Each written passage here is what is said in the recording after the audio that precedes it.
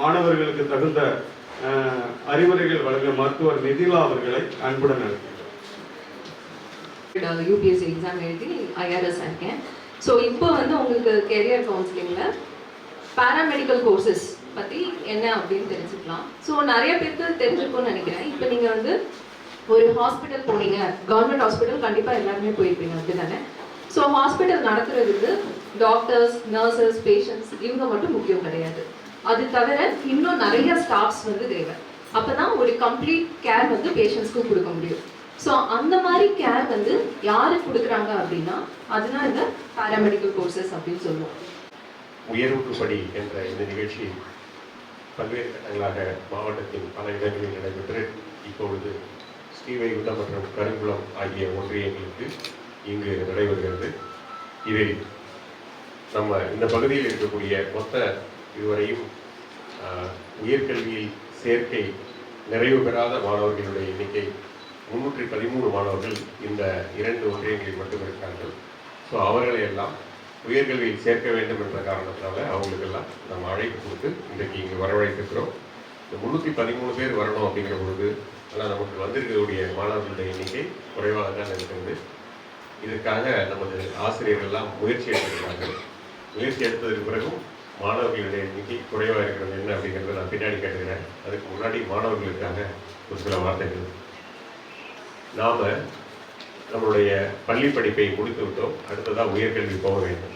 அந்த உயர்கல்விக்கு என்னென்ன விதமான வாய்ப்புகள்லாம் இருக்குது அப்படிங்கிறத எடுத்துச் சொல்வதற்கு தான் இங்கு பல்வேறு கல்லூரிகளில் இருந்து வந்து அவர்களுடைய படிப்புகளை பற்றி சிறப்புற விளக்கி இருக்கிறார்கள். குறிப்பாக நிறைய பேர் இங்கே துணை மருத்துவ படிப்புகள் எல்லாம் படிக்கிறதுக்கு ஆசைப்படுறீங்க, அதனால் அந்த கவுன்சிலிங்காக வெயிட் பண்ணிட்டு இருக்கீங்க அப்படிங்கிறத கேள்விப்பட்டோம். எத்தனை பேர் துணை மருத்துவ படிப்புகளை படிக்கிறதுக்கு ஆசைப்படுறீங்க?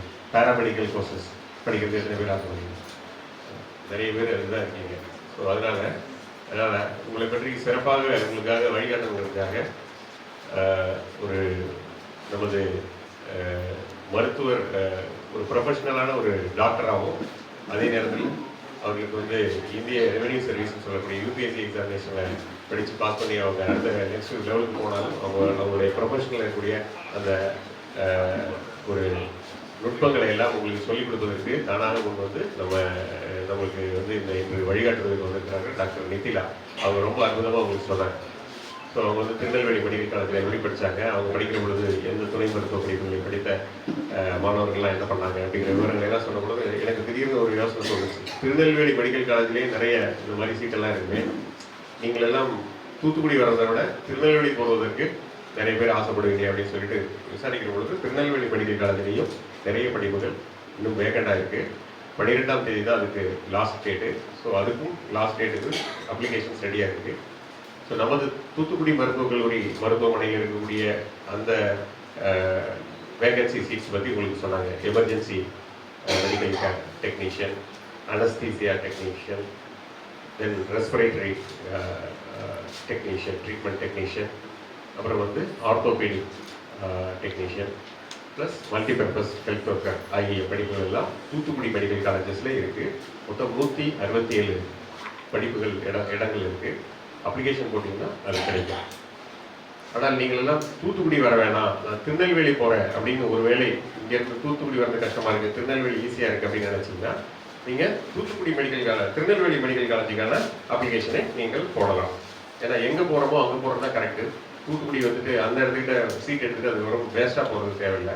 அந்த மாதிரி பார்க்குற பொழுது திருநெல்வேலி மெடிக்கல் காலேஜ் இதை விட தூத்துக்குடி மெடிக்கல் காலேஜோட பழமையான மெடிக்கல் காலேஜ், அங்கேயும் நிறைய ஓராண்டு பட்டய படிப்புகள், சர்டிஃபிகேட் சான்றிதழ் படிப்புகள் இருக்கிறது. இசிஜி அண்ட் ட்ரெட்மில் டெக்னீஷியன் அப்படின்னு ஒரு கோர்ஸ் இருக்குது. ஸோ இது வந்து நம்மளது இசிஜி எல்லாம் பார்த்துருக்கீங்க இல்லையா? இசிஜி எல்லாம் வந்து உடம்புல வச்சு எடுத்து அதை வந்து ரீட் பண்ணி கார்டியாலஜிஸ்ட்னு சொல்லக்கூடிய இதயவியல் மருத்துவர்கள் இருக்கக்கூடிய அந்த பகுதிகளில் மிக முக்கியமான ஒரு விஷயம் இது, இந்த இசிஜி ரீட் பண்ணுறது. அதுக்கப்புறம் ட்ரெட்மில்னு சொல்லக்கூடிய ஓடிட்டே இருப்பாங்க இல்லையா? ஸோ அதன் மூலமாக வரக்கூடிய இதய துடிப்பு மாற்றங்கள் எல்லாம் வந்து ஆய்வு பண்ணுறது. அதற்கு ஒரு 33 சீட்டு வேக்கண்டாக இருக்குது நம்ம திருநெல்வேலி மெடிக்கல் காலேஜில். எமர்ஜென்சி கேர் டெக்னீஷியன் 17 சீட் இங்கேயும் இருக்கிறது, அங்கேயும் இருக்கிறது. ஸோ உங்களுக்கு எந்த கல்லூரியில் போடணுமோ அங்கே போடுறதுக்கு பண்ணுங்கள். அப்ளிகேஷன் திருநெல்வேலியிலேருந்து இப்போ வாங்கிட்டு இருக்காங்க. அந்த அப்ளிகேஷனை ஃபில்அப் பண்ணி திருநெல்வேலிக்கு நீங்கள் இங்கேயே கொடுத்துருப்போங்க. அந்த திருநெல்வேலி காலேஜஸில் சப்மிட் பண்ணுறோம். கவுன்சிலிங் அங்கே நடைபெறும். திருநெல்வேலியில் நீங்கள் போய் அட்டன் பண்ண வேண்டியிருக்கும். ஒருவேளை திருநெல்வேலி காலேஜஸ்க்கு நீங்கள் போகணும் தான். தூத்துக்குடி வர்றேன் அப்படின்னு சொன்னால் தூத்துக்குடி காலேஜுக்கு இங்கே தூத்துக்குடி மெடிக்கல் காலேஜ்லேருந்து நேரடியாக வந்திருக்கிறார்கள். அப்ளிகேஷனை ஃபில்அப் பண்ணி கொடுங்க. 12ஆம் தேதிக்குள்ளே கொடுக்கணும். நாளை தான் கடைசி நாள். ஸோ நாளைக்குள்ளே கொடுக்கணும். 12ஆம் தேதி முடிஞ்சதுக்கு பிறகு 16ஆம் தேதி உங்களுக்கு கவுன்சிலிங் நிறைவு செய்து உங்களுக்கு எந்த இடம் என்ன சீட் கிடைச்சிருக்குங்கிறத சொல்லுவாங்க. தென் எமர்ஜென்சி கேர் டெக்னீஷியன் 17 இருக்குது. அதை தவிர ரெஸ்பிரேட்டரி தெரப்பி டெக்னீஷியன் இங்கே இருக்க மாதிரி தூத்துக்குடி மெடிக்கல் காலேஜில் ரெஸ்பிரேட்டரி தெரப்பி டெக்னீஷியன்ஸ் இருக்குது. அதே மாதிரி அங்கேயும் 20 சீட்ஸ் இருக்குது. டயாலிசிஸ் டெக்னீஷியன் அப்படின்னு ஒரு முக்கியமான கோர்ஸ் இருக்குது. நீங்கள் எல்லாம் டயாலிசிஸ் பற்றி கேள்விப்பட்டிருக்கீங்களா? சிறுநீரக பிரச்சனை இருக்கக்கூடியவர்களுக்கெல்லாம் உடம்புல இருந்து இருக்கக்கூடிய அந்த இதெல்லாம் வந்து சரி செய்து திருப்பி உடலுக்குள் ரத்தத்தை திருப்பி பாய்ச்சும் ஒரு மிஷின் இருக்கும். அந்த மிஷின் வாரத்துக்கு 3 முறையோ 2 முறையோ வந்து டயாலிசிஸ் பண்ணி போயிட்டே இருப்பாங்க. அதை செய்து கொடுப்பதற்கு ஒரு டெக்னீஷியன் தேவைப்படுறாங்க. அவங்களும் அதில் அந்த மாதிரி படிப்புகளில் ஒரு 9 படிப்புகள் 9 சீட் வேகன்சி இருக்குது. அனஸ்தீசியா டெக்னீஷியன் இங்கே இருக்க மாதிரி அங்கேயும் 26 சீட் வேகன்சி இருக்குது. தென் தியேட்டர் டெக்னீஷியன் அப்படின்னு சொல்லக்கூடிய அறுவை சிகிச்சை மருத்துவ அறுவை சிகிச்சை அரங்கம் இருக்கு இல்லையா, ஆப்ரேஷன் தியேட்டர் சொல்லுவாங்கள்ல, அதில் உதவி பண்ணக்கூடிய அவர்கள் ஒரு 19 சீட் வேகன்சி இருக்குது. ஆர்த்தோபெடிக் டெக்னீஷியன் 35 சீட் வேகன்சி இருக்குது. ஹோம் ஹெல்த் கேர் அப்படின்னு சொல்லி வீட்டிலேயே சென்று ஹெல்த் கேர் கொடுக்கக்கூடியவர்கள், அதாவது வீட்டில் வயதானவர்கள் இருப்பாங்க, முடியாதவர்கள் இருப்பாங்க, ஃபிசிக்கலி சேலஞ்சு இருப்பாங்க, பேரலிட்டிக்னு சொல்லக்கூடிய பக்கவாதம் ஏற்பட்டவர்கள் இருப்பாங்க. அவர்களெல்லாம் சென்று பார்த்து அவர்களுக்கு ஹெல்த் கேர் கொடுக்கக்கூடிய ஒரு படிப்பு இருக்குது. அது 9 படிப்புகள் இருக்குது. இதை தவிர மல்டி பர்பஸ் ஹெல்த் ஒர்க்கரும் இருக்கிறது 19. எத்தனை இருக்குது? 41 சீட். ஸோ இது போன்ற இந்த மாதிரி படிப்புகள் திருநெல்வேலி காலேஜஸில் இருக்குது. இது இல்லாமல் நம்மளுடைய காலேஜில் 157 சீட் இருக்குது. அதை பற்றி டாக்டர் நிதிலா அவங்க சொன்னாங்க. இந்த கோர்ஸ் எல்லாத்தையுமே இதுக்குள்ளே இந்த 2 நாளுக்குள்ளே போடுறோம். இப்படி போடலைன்னா இது இல்லாமல் போயிடும். ஸோ அதனால தான் இப்போ நடத்திட்டு இருக்கோம். ரொம்ப முக்கியமாக இந்த படிப்புகளை வந்து நீங்கள்லாம் மிஸ் பண்ணிடக்கூடாதுங்கிறத நடத்திட்டு இருக்கோம். நிறைய பேர் வந்து பேராமெடிக்கல் கோர்ஸுக்காக வெயிட் பண்ணிட்டு இருக்கீங்க. கவுன்சிலிங், செகண்ட் கவுன்சிலிங், சாய்ஸ் ஃபில்லிங்லாம் முடிஞ்சிருக்கும்னு நினைக்கிறேன். எத்தனை பேர் பிஎஸ்சி நர்சிங் போட்டிருக்கீங்க? பிஎஸ்சி நர்சிங் நல்லா கை தூக்குங்க. நல்லா பிஎஸ்சி நர்சிங். ஓகே. ஸோ இதில் எத்தனை பேர் வந்து 186 மார்க்குக்கு மேலே இருக்கீங்க? கட் ஆஃப் 186 மார்க்குக்கு மேலே இருந்தால்தான் அரசு மருத்துவக் கல்லூரிகளில் பிஎஸ்சி நர்சிங் கிடைக்கிறதுக்கு வாய்ப்புகள் இருக்குது. நல்லா 190 கிட்ட இருக்குது. பல்வேறு கேட்டகரி வைஸாக சொல்கிறேன். 186, 187 இந்த மார்க்கு மேலே இருந்தால் தான் அரசு மருத்துவக் கல்லூரிகளில் கிடைக்கும். இல்லை என்றால் தனியார் மருத்துவக் கல்லூரிகளில் தான் கிடைக்கும். அதுக்கு நீங்கள் நிறைய ஃபீஸ் கட்ட வேண்டியிருக்கும். ஸோ கிட்டத்தட்ட 1.5 லட்சம் ரூபாயிலிருந்து மேலே ஃபீஸ் இதுக்கு ஒரு வருஷத்துக்கு செலவாகிறதுக்கு வாய்ப்புகள் இருக்குது. எத்தனை பேர் இந்த மாதிரி தனியார் மருத்துவக் கல்லூரிகளுக்கு போகிறதுக்கு தயார் அப்படின்னு பிஎஸ்சி நர்சிங்கில் வெயிட் பண்ணுறீங்க?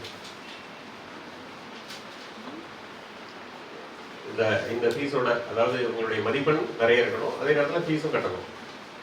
ஒரு 170, 160, 170க்கு மேலே மதிப்பெண் பெற்றிருக்கணும், அல்லது 165க்கு மேலே மதிப்பெண் கண்டிப்பாக தேவைப்படலாம். ஒரு 1 லட்சத்திலிருந்து 1.5 லட்சம் ரூபாய் வரை ஒரு வருடத்திற்கு செலவாகும். பிஎஸ்சி நர்சிங்கிறது 4 ஆண்டு படிப்பு, தெரியும் இல்லையா? ஸோ அதுக்கு தயாராக இருக்கக்கூடிய மாணவர்கள் எதிர்க்கு. ஒருவேளை அப்படி இல்லைன்னா, அது மாதிரி பண்ண முடியலைன்னா, உங்களுக்கு அடுத்த வாய்ப்பாக தான் இந்த சர்டிஃபிகேட் கோர்ஸ் இருக்குது, டிப்ளமோ கோர்சஸ் இருக்குது. டிப்ளமோ கோர்சஸ் அப்ளிகேஷன் போட்டு வெயிட் பண்ணுறவங்க எத்தனை பேர்? டிஎம்எல்டின்னு சொல்லக்கூடிய diploma lab technician and diploma and nursing, அது அப்ளிகேஷன் போட்டு வெயிட் பண்ணுறவங்க எத்தனை பேர்? பிஎஸ்சி நர்சிங் தவிர போடவே இல்லையா? பிஎஸ்சி போடுறீங்க, அதுக்கடுத்து நேரடியாக அப்படியே விட்டிங்களா? அதுக்கப்புறம் வேறு ஏதாவது செகண்ட் டிப்ளமோவும் போடலையா? எப்படிமாங்கண்ணா? பிஎஸ்சி போட்டீங்க, சரி பிஎஸ்சி படிக்கிறது சந்தோஷம், கிடைச்சிச்சுன்னா போயிடலாம். கிடைக்கலன்னா பேசாமல் வீட்டிலே இருக்கலாமா? வாய்ப்பு போனோம் இல்லையா? ஸோ டிப்ளமோ கோர்சஸ் இருக்குது, அது வந்து டைம் முடிஞ்சு போச்சு, அதெல்லாம் ஆன்லைனில் முடிஞ்சிச்சு. ஸோ அதுவும் வந்து ஒரு 150, 160, 165 இந்த மாதிரி மார்க் எடுத்தது டிஃபரெண்ட் கேட்டகரிஸில் அப்படி மார்க் எடுத்தால் கிடைக்கும் டிப்ளமோ கோர்சஸ். ஸோ ஒருவேளை அது கிடைச்சின்னா அதுக்கு போங்க. அப்படி இல்லை என்றால் இப்போ ஸ்பாட் அட்மிஷனுக்கு வந்துக்கூடிய இந்த சர்டிஃபிகேட் கோர்சஸை மிஸ் பண்ணாமல் போட்டு அதில் போய் முதல்ல ஜாயின் பண்ணுங்க. இது முடித்தீர்கள் என்றால் அடுத்த ஆண்டு டிப்ளமோ கோர்சஸில் லேட்டரல் என்ட்ரியில் உங்களுக்கு ஏற்பாடு பண்ணி தரங்கிற மாதிரி கவர்மெண்ட்லேருந்து சொல்லியிருக்காங்க. Diploma courses 2 years. ஸோ அந்த 2 இயர்ஸ் லேட்டரல் என்ட்ரியில் வந்து உங்களுக்கு கிடைப்பதற்கு வாய்ப்புகள் இருக்குது. சரிங்களா? புரியுதுங்களா? பிஎஸ்சி அதாவது ஒன்று பண்ணால் நான் மேலே தான் படிப்பேன், அதுக்கடுத்தது ஒன்றுமே படிக்க மாட்டேன் அப்படின்னு சொல்லிட்டு இருக்கக்கூடாது இல்லையா? ஏதாவது கிடைக்கிற வாய்ப்புகளை நாம் தொடர்ந்து பயன்படுத்திக் கொள்ள வேண்டும். படிக்கிறேன்னு சொல்லிட்டு பிஎஸ்சி மட்டும் படிச்சுட்டு பிஎஸ்சி கிடைக்கலன்னா பேசாமல் வீட்டில் சும்மா இருக்கக்கூடாது. குறிப்பாக பெண் குழந்தைகள் நிறைய பேர் படிக்காமல் அப்படி இருக்கிறதுக்கு இது ஒரு காரணமாக ஆகிப்படுது. இது மாதிரி இருக்கக்கூடாது. சரிங்களா? இது வந்து ரொம்ப நல்ல வாய்ப்பு. இன்னும் 2 நாள் தான் டைம் இருக்குது. இந்த 2 நாளுக்குள்ள கண்டிப்பாக பண்ணிக்கணும். நீங்கள் மட்டும் இல்லை, உங்களுடைய ஃப்ரெண்ட்ஸ் யாராவது இங்கே வராமலும் கொஞ்சம் பேர் இருக்கிறதுக்கு வாய்ப்பு இருக்குன்னு நினைக்கிறேன். வராமல் இருக்காங்களா? வீட்டிலேயே பேசாமல் இருந்துருக்காங்கன்னு நினைக்கிறேன். ஸோ இந்த வாய்ப்பெல்லாம் அவங்களுக்கும் சொல்லி அவங்களையும் போக விருப்பப்படுறாங்கன்னா இமீடியட்டாக எல்லாருக்கும் அப்ளிகேஷன் போட்டு சொல்லுங்கள். இது ரொம்ப முக்கியமானது. ஸோ இது தவிர டிப்ளமோ அந்த பேராமெடிக்கல் இல்லாமல் வேறு படிப்புகளுக்காக நான் காத்திருக்கிறேன் அப்படின்னு சொல்கிறவங்க யார்? வேறு ஏதாவது படிக்கிறதுக்கு இன்ஜினியரிங் படிக்க போகிறேன், அல்லது வேறு பாலிடெக்னிக் படிக்க போகிறேன், அல்லது டிகிரி ஆர்ட்ஸ் அண்ட் சயின்ஸில் படிக்க போகிறேன் அப்படின்னு சொல்கிறவங்க மட்டும் கை கொடுங்க. ஆர்ட்ஸ் அண்ட் சயின்ஸ் தம்பி ஒரு பையன் சொல்கிறாரு. ஒரு வேற வேற வேற யாரும் இல்லையா? சரி தம்பி, உங்களுக்கு என்ன படிப்பு எந்த ஊரில் வேணும்னு சொல்லுங்கள். அந்த ஊரில் காலேஜஸ் கண்டிப்பாக வாங்கி கொடுத்தாங்க. சரிங்களா? இதை பொறுத்தவரை ஆர்ட்ஸ் அண்ட் சயின்ஸை பொறுத்தவரை நீங்கள் உங்களுடைய இந்த பேராமெடிக்கல் படிக்கக்கூடிய நிறைய பேருக்கு நான் திருப்பி சொல்லிக்கிறேன். ஒருவேளை உங்களுக்கு இதுவும் மார்க் படி தான் கிடைக்கும். இந்த சீட்டை வந்து கவர்மெண்ட் சீட்டு, கிட்டத்தட்ட இது ஃப்ரீ எஜுகேஷன் தான். இதுவும் வந்து மார்க் படி தான் கிடைக்கும். அதுக்கும் போட்டி நிலவுகிறது. அப்படி ஒருவேளை கிடைக்கவில்லை என்றால் நீங்கள் செகண்ட் ஆப்ஷனாக ஒரு ஆர்ட்ஸ் அண்ட் சயின்ஸ் காலேஜில் சேர்ந்து கொள்ள வேண்டும். ஆர்ட்ஸ் அண்ட் சயின்ஸில் நிறைய சீட் இருக்குது. இங்கே இருக்கக்கூடிய அரசு, இப்போ ஒட்டப்பிடாரத்தில் இருக்கக்கூடிய அரசு கல்லூரியில் இருக்கிறது. இங்கே இருக்கக்கூடிய அரசு உதவி பெறும் கல்லூரி இருக்குன்னு நினைக்கிறேன். கேஜிஎஸ் காலேஜ் இருக்குது. ஸோ வந்திருக்கீங்களா? ஸோ கேஜிஎஸ் காலேஜ் வரீங்க, அங்கே இருக்காங்க. ஸோ அங்கேயும் வேகன்சிஸ் இருக்குது. அங்கேயும் சேர்ந்து கொள்ளலாம். பக்கத்துலேயே இருக்குது, கேஜிஎஸ்ல இருக்குது. ஸோ இந்த மாதிரி இந்த அரசு உதவி பெறும் கல்லூரிகளிலும் சேர்ந்து கொள்ளலாம், அரசு கல்லூரிகளிலும் சேர்ந்து கொள்ளலாம். தனியார் கல்லூரிகளில் கொஞ்சம் ஃபீஸ் அதிகமாக இருக்கும். அங்கேயும் படிக்கிறதா இருந்தாலும் அங்கே சீட் இருந்தால் சேர்ந்துருக்கலாம். ஸோ இதுதான் இந்த வாய்ப்பு. இதுதான் கடைசி வாரம். இந்த வாரத்துக்கு பிறகு அதுக்கு பிறகு இந்த எல்லா அட்மிஷன்ஸும் க்ளோஸ் ஆகிடும். இந்த மாதத்தினுடைய இறுதிக்குள்ளே அனைத்து அட்மிஷனும் க்ளோஸ் ஆகி எல்லாரும் அதற்கு பிறகு யாரையும் சேர்த்துக்க மாட்டாங்க. இந்த காலகட்டத்தில் நீங்கள் எல்லாம் சரியாக செயல்பட்டால் மட்டும்தான் இந்த நேரத்தில் சீட் கிடைக்கும். சரி, இந்த அரசு ஆர்ட்ஸ் அண்ட் சயின்ஸ் சொன்னாங்க, பாராமெடிக்கல் சொன்னாங்க. அது இல்லாமல் பாலிடெக்னிக் ஐடிஐ போகணும் அப்படிங்கிற விருப்பம்லாம் யாருக்கா இருக்குங்களா? பாலிடெக்னிக்கையும் ஐடிஐயும் பசங்கள்லாம் நிறைய பேர் படிக்கணும். பின்னாடிலாம் உட்காந்துருக்கீங்க. நமது மாவட்டத்தில் மட்டும் எதிர்காலத்தில் இப்பொழுது வந்து சமீபத்தில் வின்ஃபாஸ்ட் அப்படின்னு ஒரு கார் கம்பெனி தொடங்கினாங்க. நீங்கள் கேள்விப்பட்டீங்களா? வின்ஃபாஸ்ட் அப்படின்னு ஒரு கார் கம்பெனி தொடங்கினாங்க, எலக்ட்ரிக் கார் கம்பெனி. அந்த கார் கம்பெனியில் நமது மாவட்டத்தில் பயின்ற பாலிடெக்னிக் பயின்ற மாணவர்கள் 220 பேர் நேரடியாக தேர்ந்தெடுக்கப்பட்டு அதுக்கு வேலைக்கு போனாங்க. அதற்கு எல்லா விதமான பயிற்சியும் கொடுத்து பாலிடெக்னிக்லேருந்து அனுப்பி வச்சாங்க. டைரெக்டாக போய் பிளேஸ்மெண்ட் ஆகிருக்காங்க. இப்போ அங்கே ஒர்க் பண்ணிருக்காங்க. இதே போன்று நமது மாவட்டத்திற்கு நிறைய புதிய தொழிற்சாலைகள்லாம் வரப்போகுது. அந்த தொழிற்சாலைகள் எல்லாம் வேலைக்கு போகணும் அப்படின்னா நீங்கள் பாலிடெக்னிக் கல்லூரிகளிலேயோ அல்லது ஐடிஐலையோ நல்ல தொழில்நுட்ப திறனை பெற்றிருந்தால் கண்டிப்பாக வேலை கிடைக்கும். தூத்துக்குடியில் திருநெல்வேலியில் கங்கை கொண்டான் பகுதியில் டாட்டாவினுடைய சோலார் பவர் பிளான்ட் வந்து சோலார் பேனல் தயாரிக்கக்கூடியது வந்து டாடா சோலார், டிபி சோலார். அங்கேயும் நிறைய வேலை வாய்ப்புகள் காத்திருக்கின்றன. நீங்கள் துணை மருத்துவ படிப்புகள் தான் படிப்பேன் அப்படின்னு சொல்லிட்டு ஒரே போக்கில் போகாமல் நீங்கள் ஒரு வேலை அந்த மாதிரி கம்பெனிலெல்லாம் வேலை பார்க்கலாம் அப்படின்னு நினச்சிங்கன்னா ஸோ அங்கேயும் நீங்கள் போகலாம். துணை மருத்துவ படிப்புகளில் ஒரு சின்ன சிக்கல் இருக்குது. அது உடனடியாக வேலை கிடைக்கும். ஆனால் வேலை கிடைத்ததுக்கு பிறகு அதில் ஒரு குறிப்பிட்ட அளவுக்கு பிறகு அதில் முன்னேற்றம் ரொம்ப கம்மியாக இருக்கும். அதாவது முன்னேற்றம் வராது அப்படிங்கிற சிக்கல் இருக்கு. ஏன் அப்படின்னா துணை மருத்துவ சேவைகள் என்பது ஒரு ஹாஸ்பிட்டலில் நடக்குது. ஹாஸ்பிட்டலில் ஹெட்டாக யார் இருக்க முடியும்? ஒரு டாக்டர் தான் இருக்க முடியும். ஒரு துணை மருத்துவ படித்த ஒரு நர்ஸ் அல்லது ஒரு துணை மருத்துவ படித்த வேற டெக்னீஷியன்ஸ் ஒரு காலத்திலும் டாக்டராக மாற முடியாது. ஆனால் ஒரு தொழிற்சாலையில ஒரு அடிப்படை டெக்னீஷியனா சேரக்கூடிய ஒரு பர்சன் உயர்ந்து சூப்பர்வைசரா மாறலாம், அதுக்கு மேல உயர்ந்து கொஞ்சம் படிச்சாருன்னா இன்ஜினியரா மாறலாம், மேனேஜரா மாறலாம், டெக்னிக்கல் ஹெட்டா மாறலாம். இப்படி நிறைய அதுல ப்ரமோஷன் வாய்ப்புகள் இருக்கு. நம்ம மருத்துவமனைக்குள்ள அந்த மாதிரி ப்ரமோஷன் ஆகி நீங்க வந்து மேலே போறதுக்கான வாய்ப்புகள் கம்மியா இருக்கு. இதை கொஞ்சம் புரிஞ்சுக்கணும். புரியுதுங்களா? துணை மருத்துவ படிப்புகள்ல உடனடியாக வேலை கிடைக்கும். வேலை கிடைச்சதுக்கு பிறகான கேரியர் growth இன்னும் ஒரு 20 வருடத்தில் நீங்கள் எங்கே இருப்பீர்கள் அப்படிங்கிறதுக்கான கேரியர் growth பார்த்தீங்கன்னா, பாலிடெக்னிக்கும் நீங்களும் ஒரே நேரத்தில் தொடங்குறீங்க அப்படின்னா உங்களை விட பாலிடெக்னிக்ல இருக்கிறவர் ரொம்ப ஒரு 4-5 பொசிஷன் மேலே போயிடுவாரு. துணை மருத்துவ படிப்பில் இருக்கவங்க 1-2 பொசிஷனோட அப்படியே நிற்பாங்க. இந்த ஒரு லிமிடேஷன் இதை புரிஞ்சுக்கணும். நான் நிறைய பேர் நிறைய குறிப்பாக பெண் குழந்தைகள் எல்லாரும் நான் இந்த நர்சிங் தான் படிப்பேன் அப்படின்னு இருக்கீங்க. இதை நீங்கள் சிந்தித்து ஒருவேளை உங்களுக்கு இன்னும் ஒரு நல்ல பெட்டர் ஆப்பர்ச்சுனிட்டிஸ் கிடைக்கணும்னா நீங்கள் பாலிடெக்னிக் கூட படிக்கலாம். அப்படி இல்லைன்னா ஆர்ட்ஸ் அண்ட் சயின்ஸ் கூட நல்லாவே படிக்கலாம். ஆர்ட்ஸ் அண்ட் சயின்ஸுக்கு வேலை கிடைப்பதில் உங்களுக்கு சிக்கல் இருக்குது அப்படிங்கிறதுனால நீங்கள் தவிர்க்க நினைப்பீங்கன்னு நினைக்கிறேன். பட் ஆர்ட்ஸ் அண்ட் சயின்ஸ் படித்தா கிடைக்கக்கூடிய ஸ்கோப்புங்கிறது ரொம்ப எனார்மாக இருக்குது. ஸோ நம்ம வந்து ஒரு அரசு தேர்வுகள் எழுதி வெளியில் ஒரு அரசு துறையில் வேலைக்கு சேர வேண்டும் என்றால் ஒரு பட்டப்படிப்பு நம்மளுக்கு ஒரு தகுதி படிப்பாக வச்சுருப்பாங்க. பட்டப்படிப்பு தான் இருந்தால் தான் ஒரு டிஎன்பிஎஸ்சியில் குரூப் 2 எக்ஸாமினேஷன் எழுதலாம் அப்படிங்கிற சூழ்நிலையில் நம்ம வந்து ஒரு பட்டய படிப்பு படித்துட்டு வெயிட் பண்ணுறோம்னா அது எழுத முடியாத சூழ்நிலை ஏற்படும். எனவே இதையும் நீங்கள் கவனத்தில் வச்சுட்டு நான் ஒன்லி பேராமெடிக்கல் தான் படிப்பேன் அப்படிங்கிறதையும் ரீகன்சிடர் பண்ணி, இல்லை ஒரு ஆர்ட்ஸ் அண்ட் சயின்ஸில் டிகிரி கூட படிக்கலாம், அல்லது பாலிடெக்னிக்கில் ஒரு டிப்ளமோ படிக்கலாம் அப்படிங்கிறதையும் நீங்கள் ரீகன்சிடர் பண்ணுங்கள். இதோடு சேர்த்து மாணவர்களுக்கெல்லாம் இன்னொரு முக்கியமான ஒரு கோரிக்கை, நம்ம ஐடிஐல எல்லாம் நிறைய தொழில்நுட்ப படிப்புகள் இருக்குது. இண்டஸ்ட்ரி 4.0 லெபார்டரிஸ்க்கு கீழே இப்பொழுது நிறைய தொழில்நுட்ப படிப்புகள்லாம் வச்சுருக்காங்க.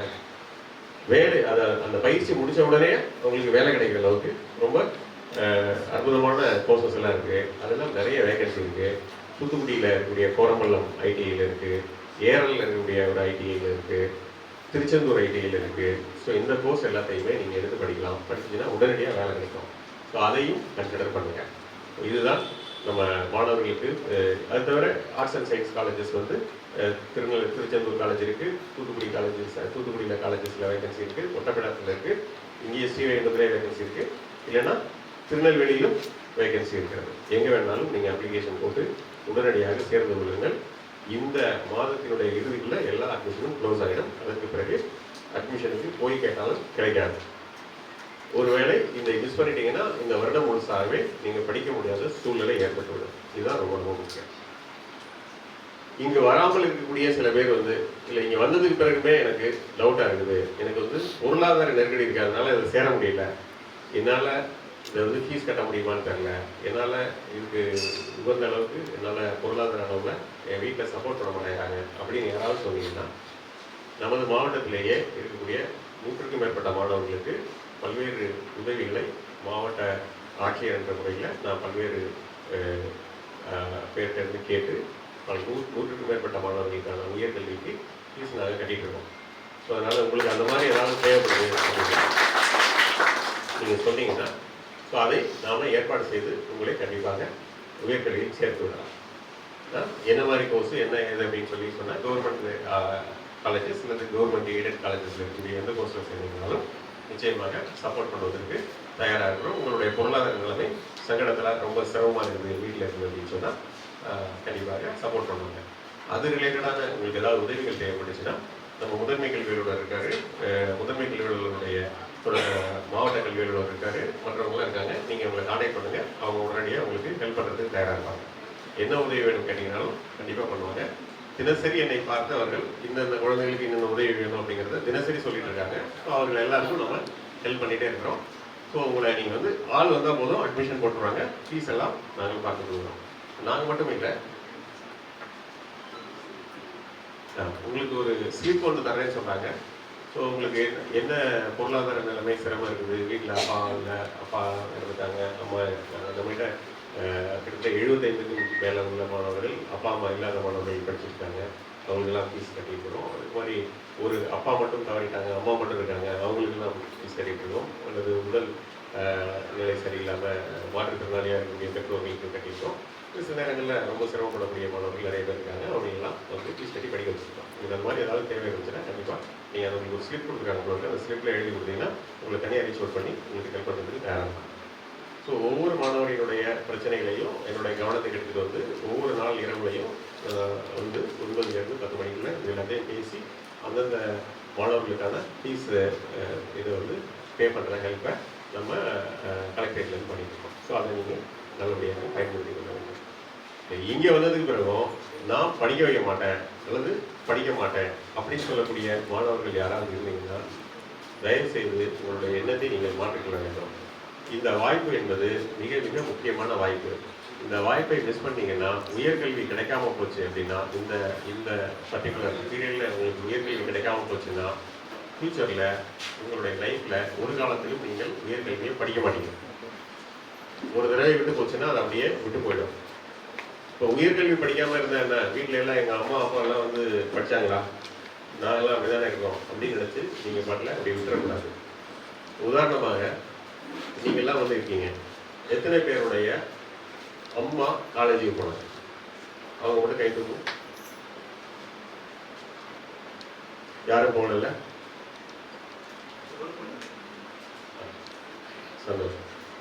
சரி, நான் இன்னொரு இதே கேள்வியை ஒரு நகர பகுதியில் உள்ள ஒரு நிகழ்ச்சியில் கேட்டேன். எத்தனை பேருடைய அம்மா காலேஜுக்கு போனாங்க அப்படின்னு கேட்டால் அங்கே ஒரு 50% ஆஃப் த ஸ்டூடெண்ட்டு தங்களது கைகளை உயர்த்தினாங்க.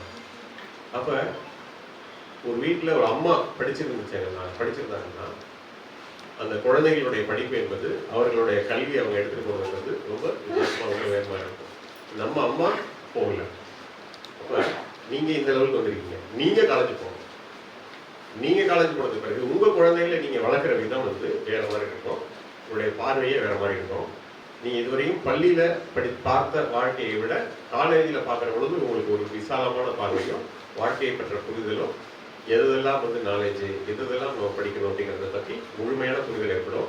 நீங்கள் வேலைக்கு போவதற்கு அது கண்டிப்பாக பயன்படும். வேலைக்கு போகவில்லை என்றாலும் அட்லீஸ்ட் நீங்கள் திருமணமாகி திருப்பி வீட்டில் இருந்து குழந்தைகள்லாம் வளர்க்குறீங்கன்னா கூட அந்த குழந்தையை நல்லபடியாக வளர்ப்பதற்கும் அறிவார்ந்த ஒரு குழந்தையாக சமூகத்தில் உருவாக்குவதற்கும் நீங்கள் இப்போ படிக்கணும்.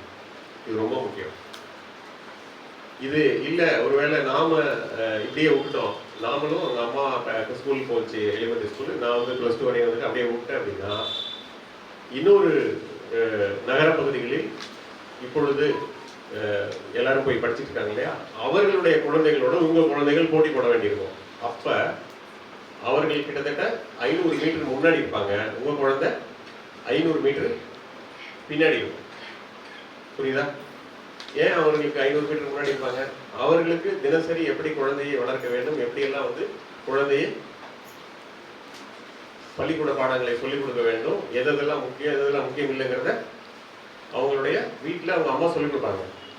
அப்போ நம்ம அதில் பின்தங்கி போயிடுவோம்.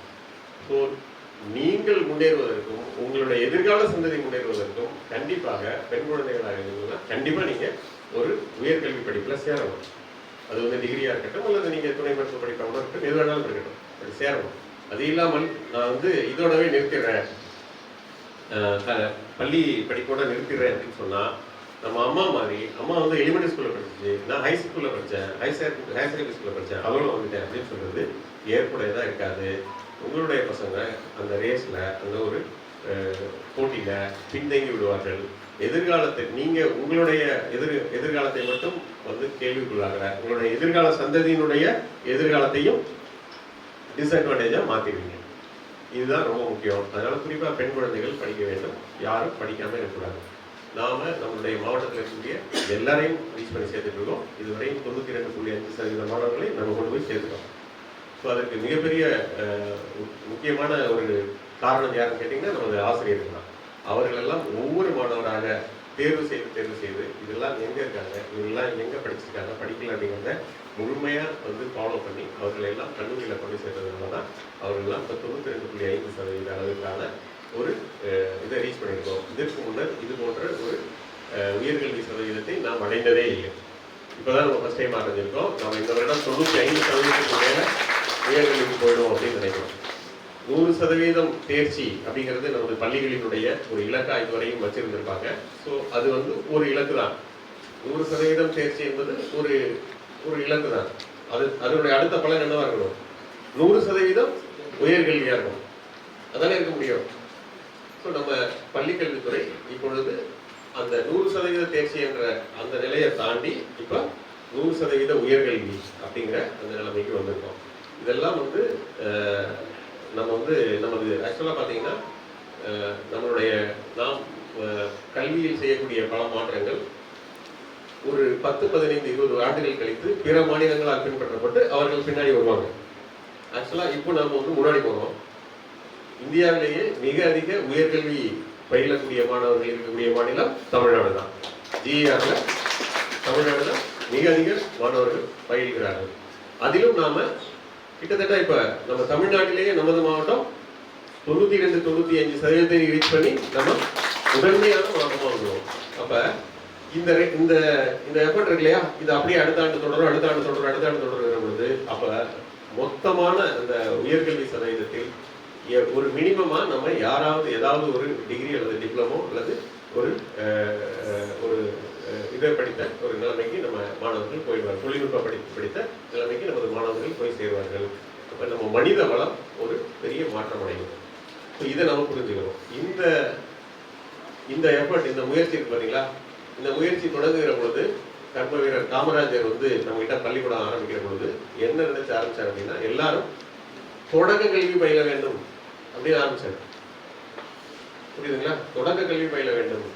நீங்கள் எல்லாம் வந்து பேராசிரியர் முனைவர் நேத்து சுந்தரவடிவேலு ஐயா அப்படிங்கிற ஒருத்தரை பார்த்துருப்பீங்க. அவர் தான் பள்ளி கல்வித்துறையுடைய இயக்குநராக காமராஜர் காலகட்டத்தில் இருந்தவர். அப்போ ஒவ்வொரு ஊரிலும் ஒரு தொடக்க கல்வி பயில்வதற்காக ஒரு பள்ளிக்கூடம் அமைக்க வேண்டும் சொல்லி தொடக்க கல்விக்கு முதல்ல முயற்சி பண்ணி 10,000 பள்ளிகளாக இருந்ததை 28,000 பள்ளிகளாக மாற்றினாங்க.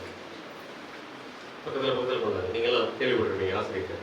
தொடக்க கல்வி முடிஞ்சதுக்கு பிறகு அதுக்கடுத்து உயர்நிலை கல்வி பயில வேண்டும், +2 மேல்நிலை கல்வி பயில வேண்டும் சொல்லி எல்லா இடத்துலையும் மேல்நிலை பள்ளிகள் அதுக்கடுத்து உருவாக்கணும். அடுத்த காலகட்டத்தில் அடுத்த முதலமைச்சர்கள்லாம் மன பண்ணாங்க. சரி, பள்ளிக்கூடங்கள் திறந்தோம். அதற்கு குழந்தைகளை வரவழைக்கணுங்கிறதுக்காக மதிய உணவு திட்டம் கொண்டு வந்தோம். இப்போ மதிய உணவு திட்டத்தினுடைய மேம்படுத்தப்பட்டது அதுக்கடுத்து கொஞ்சம் கொஞ்சமாக மேம்படுத்தி முட்டையெல்லாம் கொண்டு வந்தெல்லாம் பண்ணோம். இப்போ காலையிலேயே காலை உணவு திட்டத்தை கொண்டு வந்து செய்யணும். காலையில சாப்பிடாம பசங்க வந்துடக்கூடாதுங்கிறது காலை உணவு திட்டத்தை கொண்டு வரணும். ஸோ காலை உணவு திட்டம் வந்து இதுவரையும் வந்து மற்ற மாநிலங்கள் எல்லாம் முதல்ல வந்து நம்ம மதிய உணவு திட்டத்தை கொண்டு வந்த பொழுது இது எப்படி சாத்தியம் அப்படின்னு சொல்லி ரொம்ப சந்தேகமா பார்த்தாங்க. ஆனால் அதுக்கு பிறகு ஒரு 10, 15 ஆண்டுகள் 20 ஆண்டுகள் அதனுடைய பலன்கள்லாம் தெரிய வந்ததுக்கு பிறகு மற்ற எல்லா மாநிலங்களும் இதை பின்பற்ற வேண்டும் அப்படின்னு சொல்லி பின்பற்ற தொடங்கி இப்போ சிரமப்பட்டு பின்பற்றிட்டு இருக்காங்க. நிறைய இடத்துல பின்பற்றிட்டாங்க. ஆனால் இப்போ நம்ம வந்து அதுக்கு அடுத்த ஸ்டெப்பா காலை உணவுக்கு போயிட்டோம். ஸோ காலை உணவு திட்டத்தினுடைய தொடக்கத்தில் நான் தான் காலை உணவு திட்டத்தினுடைய சிறப்பு அலுவலராக இருந்து அதெல்லாம் வடிவமைத்தேன். அப்போ வந்து அதை செயல்படுத்துகிற விதத்தை பார்க்கறதுக்காக வெளி மாநிலங்களில் இருந்து வந்து பார்த்துட்டு போயிருக்காங்க. அப்படி பார்த்த பொழுது தெலுங்கானா மாநிலத்தில் இருந்து வந்து பார்த்தாங்க, பீகார் மாநிலத்தில் வந்து பார்த்தாங்க. அப்போ சில மாநில அலுவலர்கள் சொன்னது என்னன்னா, எங்களால் வந்து மதிய உணவு திட்டத்தை செயல்படுத்துவதற்கே ரொம்ப சிரமப்படுறோமே, நீங்கள் காலையில் 5:30 மணிக்கு நமது காலை உணவு திட்டத்தினுடைய அந்த காலை உணவு திட்ட கிச்சன்ஸ் இருக்கு இல்லையா, அது 5 மணிக்கே செயல்பாட்டுக்கு வரும். சில இடத்துக்கு அந்த ஆன்லைனில் அப்ளிகேஷன் வரும். இப்போ 5 மணிக்கு இது நீங்கள் ஓப்பன் பண்ணி வந்து குக் பண்ண ஆரம்பிச்சிருக்காங்க அப்படின்னு நம்ம அவங்களுக்குலாம் அந்த மானிட்டரிங் எல்லாம் காமிக்கிற பொழுது அவருக்கு பெரிய ஆச்சரியப்பட்டாங்க. எப்படி இதெல்லாம் சாத்தியம்? எங்களால் மதியான சாப்பாடு சமைச்சு கொடுக்கறதுக்கே சிரமமாக இருக்குது. நீங்கள் காலையில் 5 மணிக்கு 4:30 மணிக்கு சென்ட்ரல் கிச்சன்லாம் ஓப்பன் ஆகுதுங்கிறதெல்லாம் மிகப்பெரிய ஆச்சரியமாக இருக்குன்னு சொல்லிட்டு அவர் ரொம்ப பாராட்டிட்டு போனாங்க. அதில் தெலுங்கானா மாநிலம் பின்பற்றி அவர்கள் ஊரிலேயும் அவர்கள் காலை உணவு திட்டத்தை செயல்படுத்தினாங்க. ஸோ அங்கே நம்மளை பார்த்து தான் அதை எடுத்துகிட்டு போனாங்க. நமது மாவட்டத்தை சேர்ந்த இங்கே நம்ம செய்துமங்கலூர் பக்கத்தில் இருக்கக்கூடிய ஊரை சேர்ந்த திரு ரொனால்டு ரோஸ் ஐஏஎஸ் அப்படின்னு சொல்லிட்டு நம்ம ஊரை சேர்ந்த ஐஏஎஸ் ஆஃபீஸர் தான் தெலுங்கானா மாநிலத்தில் ஹைதராபாத்தினுடைய கமிஷனராக இருந்தார். அவர் பீரியடில் தான் அங்கே காலை உணவு திட்டத்தை செயல் கொண்டு வந்தாங்க. இது மாதிரி எல்லாத்தையும் நம்ம செய்யக்கூடிய செயல்களை பிற மாநிலங்கள் பார்த்து ஏற்றுக்கொண்டு அவங்க ஊர்ல செயல்படுத்துவாங்க. அந்த அளவுக்கு தமிழ்நாடு ஒரு முன்னோடியான ஒரு மாநிலமாக பல விஷயத்துல திகழ்ந்துட்டு இருக்கு. இப்ப நம்மளுடைய ஜிஆர் இப்ப எவ்வளவு இருக்கு அப்படின்னா 92% சொல்லுவோம். இந்தியாவினுடைய ஜிஆர் எத்தனை சதவீதத்தில் இருக்கு? ஒட்டுமொத்த ஜிஆர் 28% இருக்கு. 100க்கு 28% மாணவர்கள் தான் உயர்கல்விக்கு போயிட்டு இருக்காங்க இந்தியாவில். ஆனால் நமது தமிழ்நாட்டினுடைய ஜிஆர் ஏற்கனவே 50% மேல 60% மேல வந்துருச்சு. முன்னாடியே 50% மேல போச்சு. கரெக்டான கணக்கெடுப்பின்படி 60-70% மேல வந்துச்சு. இப்ப இந்த ஆண்டில் எடுக்கப்பட்டிருக்க தீவிரமான முயற்சிகள் நமது தலைமைச் செயலாளர், நமது மற்ற மாவட்ட ஆட்சியர்களுக்கு கொடுத்திருக்க கட்டளை இதெல்லாம் என்ன பார்த்தீங்கன்னா ஜிஆரை நாம 100% மாற்றணும். அப்ப அப்படின்னு சொல்லிட்டு கிட்டத்தட்ட அந்த 100% நாம நெருங்கிட்டோம். 92% வந்துட்டோம். இன்னொரு 7% தான் பாக்கி இருக்கு. இந்த 7% நம்ம ரீச் பண்ணோம்னா உலகத்திலேயே அந்த அளவுக்கான உயர்கல்வி பெற்ற ஒரு ஊரே கிடையவே கிடையாது. அது உறுதியா சொல்லலாம். ஏன்னா அமெரிக்காவுடைய ஜிஆர் எடுத்து பார்த்தீங்கன்னா அவ்வளவு இருக்காது. அந்த அளவுக்கு ஒரு முதன்மையான ஒரு முக்கிய மாநிலமாக நம்ம மாறிடும். இந்த விஷயத்தை 10 வருஷம் தொடர்ந்து அப்படியே செஞ்சுட்டு இருந்தோம்னா இந்த வருடம் இந்த ஆண்டு 92% இருந்தது. அடுத்த ஆண்டு இந்த ஆண்டு 95% இருந்தது. அடுத்த ஆண்டு 90% விட்டுருவீங்களா? நீங்க விட மாட்டீங்களா? அடுத்த ஆண்டு உங்களுக்கு அப்பயே தெரியும் இல்லையா என்ன பண்ணுவோம், இந்த பசங்களை என்ன பண்ணணும் அப்படின்னு தெரியுங்களா? அடுத்த ஆண்டு நீங்க 90%, 95, 98, 99 கொண்டு போவோம். அப்படிதானே போவோம். அதுதான் நம்ம இயல்பு. அப்படி கொண்டு போற பொழுது அடுத்த 10 ஆண்டுகளில் நமது மனித வளம் என்பது ஒரு மாபெரும் மாற்றத்துக்கு தயாராக இருக்கும். நம்மளுடைய பெண்களோட குழந்தைகள் வீட்டில் பெண்கள் ஒரு டிகிரி படிச்சுட்டு வீட்டில் இருக்கக்கூடிய பெண்கள் எப்படி அவர்களுடைய வாழ்க்கையை நம்பிக்கையாக அணுகுவார்கள் அப்படிங்கிறத பார்த்துங்க. அவங்க குழந்தை எப்படி வளர்ப்பாங்கன்னு பாருங்க. நீங்களெல்லாம் குழந்தை கல்வி சொல்லிக் கொடுக்குறதுல சிரமங்கள்லாம் எதிர்கொள்றீங்க இல்லையா? அப்போ எந்த மாதிரி குழந்தைகளுக்கு நீங்க எதிர்கொள்றீங்க? படித்த பெற்றோர்கள் இருக்கக்கூடிய குழந்தைகளுக்கு எவ்வாறு அது எளிதா இருக்கு, படிக்காத பெற்றோர்கள் இருக்கக்கூடிய குழந்தைகளுக்கு எவ்வளவு சிரமமா இருக்கு. அப்போ எதிர்காலத்தில் அந்த படித்த பெற்றோர்கள் இவர்கள் எல்லாம் பெற்றோர்களாக மாறி ஒரு காலகட்டத்தில் குழந்தை வளர்த்து வர்ற பொழுது நீங்கள் எல்லாம் ரிட்டையர்மெண்ட் ஆகிடுவீங்கன்னு நினைக்கிறேன். கொஞ்சம் பேர் வாய்ப்பு இருக்கு. அப்போ the education will be more fair for பெட்டரா இருக்கும் இல்லையா? அதை நோக்கி தான் நம்ம போறோம். உலகத்திலேயே 90% ஜிஆர் ரீச் பண்ற இடமெல்லாம் கிடையவே கிடையாது. நீங்க வேணா இப்போ வேணா அடிச்சு பாருங்க, எங்கேயுமே கிடையாது. நாம அந்த மாதிரி எடுத்து போறோம். ஸோ நம்ம நாட்டுக்கு வழிகாட்டுகிறோம். நாட்டுக்கு மட்டும் இல்லை, வேர்ல்டுக்கே லீட் பண்றோம். நம்மளுக்கு பக்கத்தில் இருக்கக்கூடிய கேரளத்திலே கூட நீங்கள் ஜிஆர் ஹையர் எஜுகேஷன் நீங்கள் இவ்வளோ தூரம் பார்க்க முடியாது. அவருக்கெல்லாம் பள்ளி கல்விகள் மட்டும்தான் இருக்கிறாங்க. பட் நாம நெக்ஸ்ட் லெவலுக்கு போயிட்டோம். ஸோ இந்த முயற்சி ஒரு ஒரு மிகப்பெரிய ஒரு கனவினுடைய ஒரு ஒரு சிறு ஸ்டெப்ஸ். ஸோ இந்த ஸ்டெப்ஸில் நம்ம ஒன்பையாக தான் ஏறுறதுக்கு நாம தான் உதவி பண்ணணும். இந்த இடத்துக்கு எல்லாரும் உங்களுக்கு எல்லாருக்கும் மனசுல சொல்லியிருக்கோம். இந்த நம்ம கலெக்டர் வந்ததுலேருந்து நம்மளை விடவே மாட்டேங்கிறாரு. எப்போ பார்த்தாலும் இந்த பள்ளிக்கூடம் போனாங்களான்னு கேட்டே இருக்காரு. நம்ம இப்போ செஞ்சோம்னா தான் இப்போது ஒரு தெரியாமல் இருக்கக்கூடிய இந்த குழந்தைகளுடைய எதிர்காலம் நல்லபடியாக இருக்கும். இப்போது அவங்களுக்கு தெரியாது. அவங்களாம் ஒரு அடலசன்ட் ஏஜில் முழுமையாக வேறு தெரியாமல் இருக்காங்க. இப்போவும் நிறைய பேர் என்ன பேராமெடிக்கல் கோர்ஸுக்கு பிறகு அடுத்தது என்ன அல்லது நர்சிங் கிடைக்கலன்னா என்னன்னு கேட்டால் அப்படியே பேசாமல் இருக்காங்க. ஸோ இந்த காலகட்டத்தில் இந்த நம்ம பள்ளிக்கூடத்துலேருந்து இவர்கள் வெளியில் போகிறாங்க, காலேஜில் போய் சேரணும். இதுக்கு ரெண்டுக்கும் இடைப்பட்ட காலகட்டம் இருக்கு இல்லையா? இந்த காலகட்டத்தில் அவங்களை யாருமே கண்காணிப்பதோ அவர்களுக்கு யாருமே வழிகாட்டுவதற்கோ வாய்ப்பு இல்லாமல் போயிடுது. அந்த சூழ்நிலையில் பக்கத்தில் இருக்கக்கூடிய குடும்பத்தில் இருக்கக்கூடிய உறுப்பினர்கள் எந்த அளவுக்கு நாலேஜபிளாக இருக்காங்களோ, எந்த அளவுக்கு கல்வியை பற்றி புரிந்தவர்களாக இருக்காங்களோ அங்கே மட்டும்தான் நல்லா நடக்குது. மற்ற இடத்துல எல்லாம் அது சரியாக நடக்கிறது இல்லை. அவங்க அப்பா அம்மா கல்வியை பற்றி நல்லா புரிஞ்சுருந்தாங்கன்னா கொண்டே சேர்த்துறாங்க. அல்லது பெரியப்பா சித்தப்பா அம்மா இந்த மாதிரி ஆட்கள் கொஞ்சம் கல்வி பற்றி தெரிஞ்சிருந்தாங்கன்னா கொண்டே சேர்த்துறாங்க. அப்படி வாய்ப்பு கிடைக்காத குழந்தைகள் இருக்காங்களே, அவர்களை எல்லாம் நம்ம மிஸ் பண்ணிடவே கூடாது. அப்பா அம்மா நல்லா படித்தவங்களாம் கொண்டே சேர்த்துருப்பாங்க, இன்னும் ஆல்ரெடி அவங்களாம் சேர்த்துட்டாங்க. ஸோ இப்போ மிஸ் ஆகக்கூடிய குழந்தைகள் இருக்காங்களே, அவங்க தான் உண்மையிலேயே ரொம்ப ரொம்ப நம்மளுடைய உதவி தேவைப்படக்கூடிய குழந்தைகள். நம்ம உதவி எந்த அளவுக்கு தேவைப்படுது, ஏன் இது போகணும் அப்படிங்கிற அந்த பேசிக் கான்செப்ட்லேருந்தே அவங்களுக்கு சொல்லி தரணும். நீ ஸ்கூல் படிச்சுட்டப்பா, அதுக்கடுத்து நீ காலேஜ் போகணும். காலேஜ் போய் படிச்சாதான் உனக்கு உலகமே தெரியும். ஸ்கூல் படிச்சா உலகம் தெரியாது.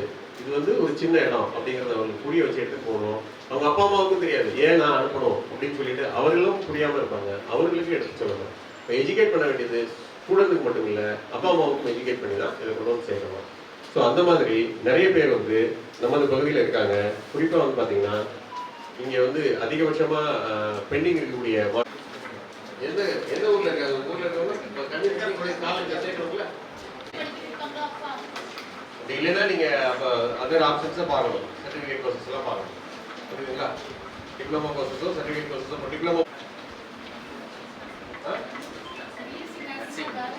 நர்சிங் வந்துப்பா கொஞ்சம் கிடைக்கிறதுக்கு டவுட்டாக இருக்கு.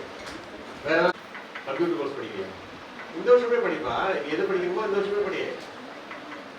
டிகிரி படிக்கலாம். சேர்த்துக்கலாம்.